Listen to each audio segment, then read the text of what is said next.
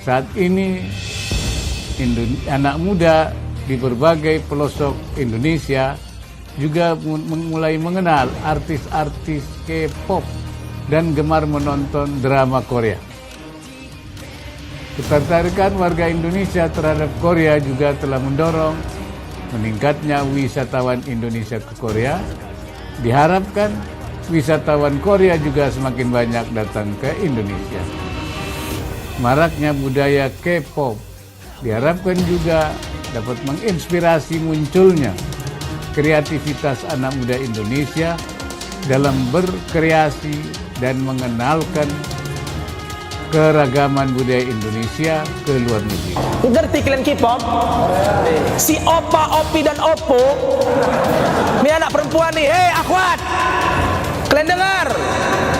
Barang siapa yang mencintai seseorang, dia akan dibangkitkan bersamanya.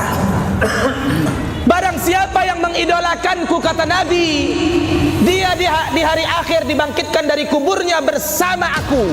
Tapi kalau kau mencintai, mengidolakan artis-artis K-pop, artis-artis Korea yang tak bersunat makan babi,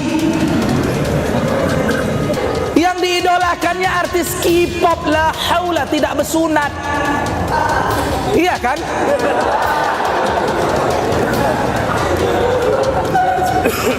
Ya Allah, idolakanlah Nabi Muhammad, tiru gaya Nabi Muhammad. Kalian mau tahu, orang yang akan dibangkitkan bersama Nabi Muhammad SAW adalah orang-orang yang di dunia dia mencintai Nabi Muhammad, menteladani akhlak Nabi Muhammad, mengamalkan dan menghidupkan sunnah-sunnah Nabi Muhammad sallallahu alaihi.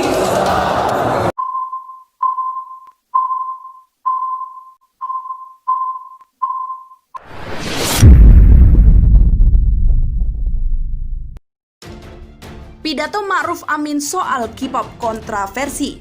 Haikal Hasan, siapa yang buat teksnya? Tega banget.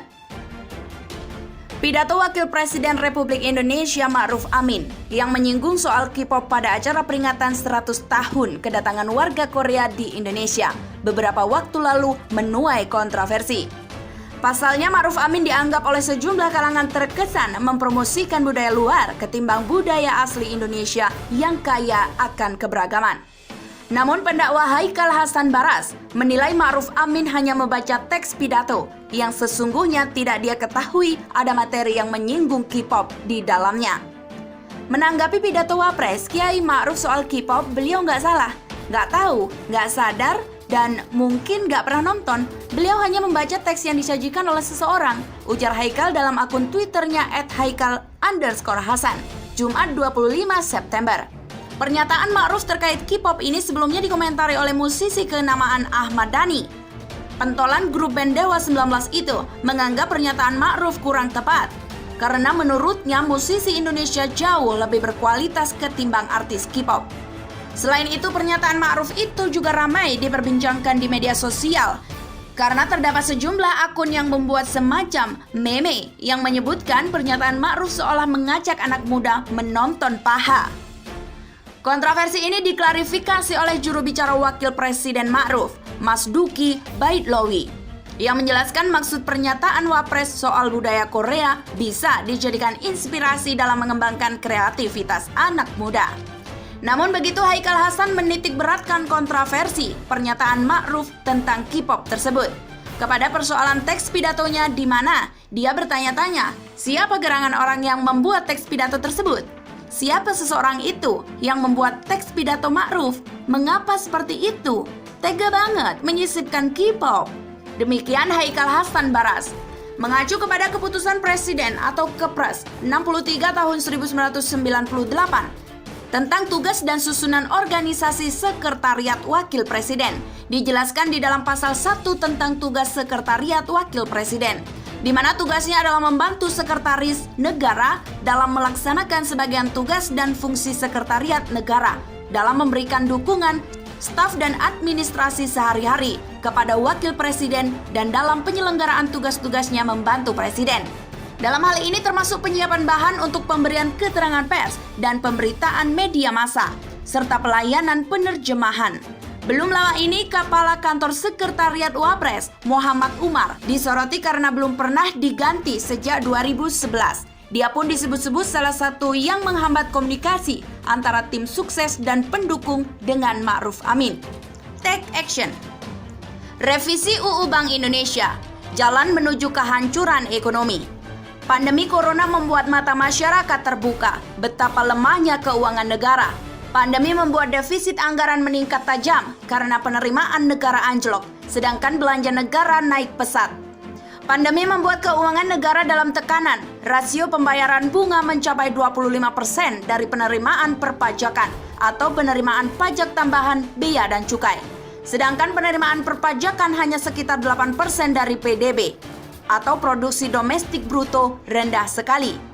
Defisit anggaran 2020 diperkirakan 1.000 triliun lebih, ditambah kebutuhan bailot korporasi, baik untuk swasta maupun BUMN.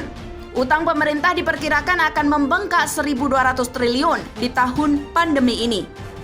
Ketahanan APBN ternyata rapuh ketika menghadapi pandemi corona. Pemerintah harus menetapkan peraturan pemerintah pengganti undang-undang atau Perpu Corona yang sudah disahkan menjadi undang-undang. Isi Perpu intinya meminta bantuan kepada Bank Indonesia. Pertama, Bank Indonesia atau BI diminta membeli surat berharga negara atau SBN di pasar primer yang sebelumnya tabu karena melanggar konstitusi, atau sebagai standby buyer kalau SBN tidak diminati. Kedua, BI diminta turut menanggung beban bunga melalui burden sharing dan diskon bunga. Burden sharing dengan bunga 0% pada hakikatnya sama dengan cetak uang. Rencananya bantuan BI ini hanya untuk 1 tahun, tetapi sepertinya akan diperpanjang hingga 2022. Atau lebih, bisa jadi karena menurut info DPR sedang menggoreng, membaca, membahas revisi undang-undang tentang Bank Indonesia. Katanya sih gorengan ini inisiatif DPR, atau sebenarnya DPR ditugaskan oleh pemerintah. Sama saja, karena masyarakat melihat eksekutif dan legislatif sudah menjadi satu kesatuan, alias berkolaborasi, yang seharusnya juga melanggar konstitusi dan TAP MPR. Menurut rumor, revisi ini akan mengubah beberapa butir penting terkait UU BI. Pertama, membentuk Dewan Moneter atau Dewan Kebijakan Ekonomi Makro. Katanya dewan terdiri dari 5 anggota dengan Ketua Menteri Keuangan, anggota lainnya adalah Ketua Bappenas, Gubernur BI, dan Ketua Dewan Komisioner OJK atau Otoritas Jasa Keuangan. Pembentukan Dewan Moneter atau sejenisnya akan menempatkan BI di bawah eksekutif. Berarti struktur BI kembali ke struktur pemerintahan Orde Lama tahun 1953 yang kemudian berlanjut ke pemerintahan Orde Baru. Struktur ini membuat kebijakan moneter tidak terkendali, cetak uang berlebihan, mengakibatkan turbulensi dan krisis ekonomi. Kedua, Bank Indonesia akan diizinkan membeli SBN di pasar primer secara permanen. Hal ini sebenarnya yang menjadi tujuan utama revisi UU BI, agar pemerintah bisa menjalankan politik defisit anggaran tanpa memikirkan pendanaan atau pembiayaan. Bahkan BI boleh membeli SBN tanpa bunga, alias cetak uang. Konsekuensinya kita sudah tahu, ekonomi terperosok ke jurang kehancuran. Ketiga, Bank Indonesia dibolehkan lagi memberi fasilitas pinjaman darurat kepada bank bermasalah. Dulu namanya Bantuan Likuiditas Bank Indonesia atau BLBI. Revisi ini jelas akan mengembalikan status BI ke era primitif, ke era 1953. Kalau rencana revisi dengan butir-butir utama di atas terjadi, maka sama saja dengan bunuh diri. Ekonomi akan terpuruk karena investor asing akan menjauhi SBN pemerintah Indonesia. Karena revisi struktur BI seperti di atas dipercaya akan menjadi ajang monetisasi utang atau debt monetization secara berlebihan. Bahasa awamnya cetak uang, dampaknya rupiah akan terpuruk, inflasi naik tajam, ekonomi terkontraksi. Yang juga tidak kalah penting, revisi UU yang menempatkan BI di bawah eksekutif dan revisi UU yang memperbolehkan BI membeli SBN di pasar primer akan bertentangan dengan konstitusi, akan bertentangan dengan Undang-Undang Dasar Republik Indonesia, dan bertentangan dengan ketetapan TAP MPR nomor 16 MPR 1998. sehingga otomatis batal demi hukum.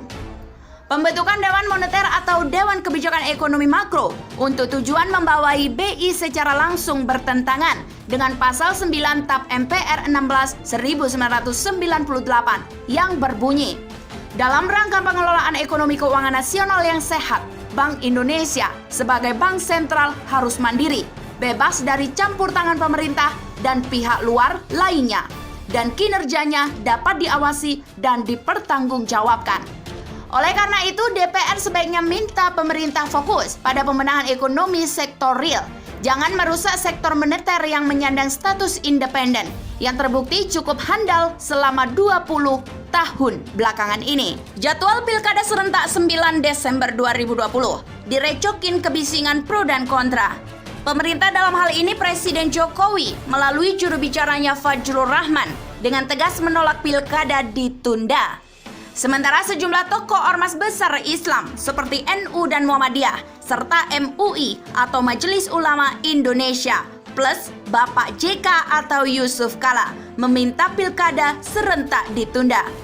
Pemerintah beralasan akan terjadi kekosongan pemerintah di daerah apabila pilkada ditunda karena banyak pejabat yang akan berakhir masa jabatannya. Berdasarkan data Satuan Tugas Penanganan COVID-19 Jumat 25 September, jumlah pasien positif COVID-19 sebanyak 2.666.845 orang. Penambahan 4.823 kasus, kesembuhan mencapai 196.196 orang, meninggal sebanyak 10.218 orang. Grafik korban pasien positif COVID-19 melaju setiap hari. Pada saat yang sama, kualitas layanan petugas maupun fasilitas kesehatan sangat kewalahan. Inilah yang mendorong ungkapan filosof Romawi kuno Marcus Tullius, Cicero 10643 SM. Salus populis suprema leg esto. Keselamatan rakyat merupakan hukum tertinggi. Dikutip oleh siapa saja, ditulis di mana-mana dan viral kemana-mana. Pelaksanaan Pilkada Serentak 2020 tidak hanya sebagai agenda rutin politik, tetapi juga berfungsi menjadi lokomotif pergerakan ekonomi di tengah masyarakat. Tapi gawe pilkada saat ini cukup dilematis, terperangkap kasus pandemi COVID-19 yang meningkat setiap hari. Sesuai kodratnya sebagai pesta demokrasi 5 tahunan, proses pilkada sejak dari tahapan pendaftaran sampai pencoblosan memastikan adanya kerumunan massa pendukung para kontestan. Pilkada serentak secara nasional.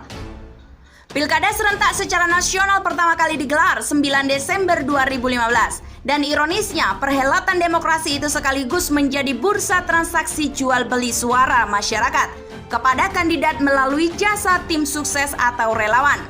Bukan rahasia umum terjadinya operasi serangan fajar, praktek politik uang atau money politik untuk memastikan keterikatan suara calon pemilih.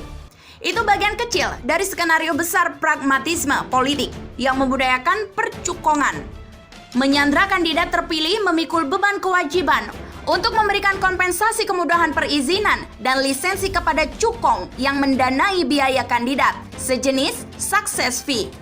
Sebuah media cetak ibu kota Kamis pagi 24 September memuat berita berjudul Kuasa Kapital Picu Regresi Demokrasi, mengutip Profesor Emil Salim yang mengakui mencatat demokrasi di Indonesia memang mundur. Partai politik kehilangan legitimasinya, kekritisan pers dan media yang dalam ancaman, pelemahan institusi demokrasi dan negara hukum salah satunya, KPK, serta demokrasi berbasis kekuatan kapital yang disebut sebagai demokrasi cukong. Mantan Menteri Lingkungan Hidup era Soeharto itu menjadi salah seorang pembicara di dalam suatu acara peluncuran buku. Istilah cukong itu sinonim dengan kata oligarki yang suka disebut Jeffrey A. Winters. Ilmuwan politik Amerika di Northwestern University itu mengkhususkan diri dalam studi oligarki. Demokrasi di Indonesia, kata Winters, yang bertujuan untuk memeratakan kekuasaan dan ekonomi, nyatanya justru berjalan di arah yang sebaliknya. Ia menilai demokrasi Indonesia dikuasai oleh kaum oligarki, sehingga makin jauh dari cita-cita untuk memakmurkan rakyat. Winters yang telah banyak menulis tentang Indonesia dan tentang oligarki di Amerika Serikat melanjutkan, terlihat dengan makin dalamnya jurang antara si kaya dan si miskin di Indonesia. Konsentrasi kekayaan meningkat dan ketimpangan meningkat. Indonesia jauh lebih merata antara orang yang kaya dan miskin pada 1945 daripada sekarang. Apa yang salah? Padahal partisipasi rakyat minimal harus membawa lebih banyak kemakmuran. Kenapa ini tidak terjadi? Ya, itu tadi, karena oligarki dan elit di Indonesia sudah menguasai sistem demokrasi dan mengontrol, sehingga Indonesia punya oligarki demokrasi. Winters adalah pengarang buku Oligarsi 2011 yang memenangkan Lubert Award dari Asosiasi Ilmu Politik Amerika 2012 untuk buku terbaik dalam perbandingan politik. Kembali kepada sengketa, jadwal pilkada yang terjadi pada saat posisi demokrasi yang tematis ini, state actor atau pejabat negara, justru berkonfrontasi dengan non-state actor atau masyarakat sipil, memperdebatkan model solusi mitigasi atas ancaman nyawa rakyat akibat transmisi pandemi di dalam proses tahapan pilkada. Penyelenggaraan tetap ngotot pilkada jalan terus, hantu kekosongan pemerintah di daerah jadi alasan tambahan. Dikarenakan banyak kandidat yang akan berakhir masa jabatannya, dan itu memerlukan legitimasi baru sebagai PJS atau pejabat sementara. Posisi itu tidak memiliki kewenangan membuat kebijakan, hal mana akan menghambat program pembangunan. Regulasi kampanye secara virtual atau daring dijanjikan disiapkan untuk mengganjal tradisi kerumunan. Kebutuhan belanja para kandidat untuk pernak-pernik seperti alat peraga sebagai format sosialisasi, lembaga survei, operasional tim sukses dan relawan, plus harga tiket rekomendasi beberapa partai politik termasuk dana serangan fajar. Jumlahnya cukup besar.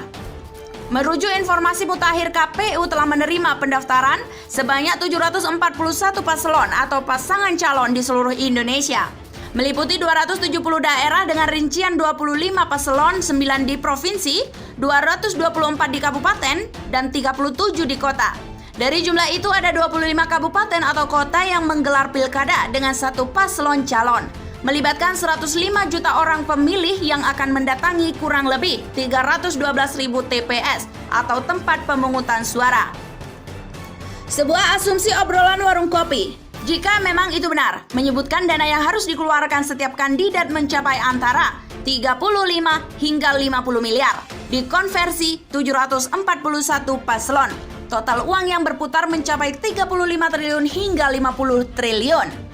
Jika merujuk teori ekonomi, angka dilipatkan 2 kali, jumlah dana yang akan beredar mendekati 100 triliun.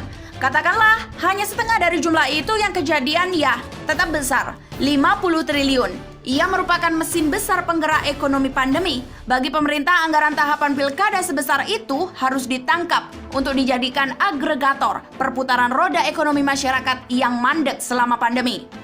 Persoalannya terpulang kepada kapasitas, kemampuan, dan kesiapan organisasi negara mengendalikan kerumunan agar tidak terjadi ledakan klaster baru. Pemerintah harus cermat menghitung sebelum langkah, karena taruhannya keselamatan jiwa rakyat yang mutlak dilindungi sesuai amanat konstitusi. Banyak kalangan memperingatkan mempertaruhkan nyawa rakyat untuk kepentingan politik sesaat adalah kejahatan atas kemanusiaan atau crimes against humanity. Mari kita baca kembali ucapan Presiden Ghana, Nana Akufo-Addo, di Twitternya yang viral 28 Maret yang lalu terkait sikap tegasnya melockdown negaranya menghadapi wabah COVID-19. Kami tahu cara menghidupkan kembali ekonomi. Yang kami tidak tahu adalah bagaimana menghidupkan kembali orang yang telah mati. We know how to bring the economy back to life.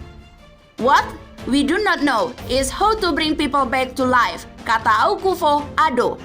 Terima kasih atas pesan kuat untuk dunia saudaraku, Akufo-Addo, Presiden Ghana. Bersama untuk menciptakan dunia yang lebih sehat, aman, dan adil. Bersama untuk melawan COVID-19, kata Dirjen WHO.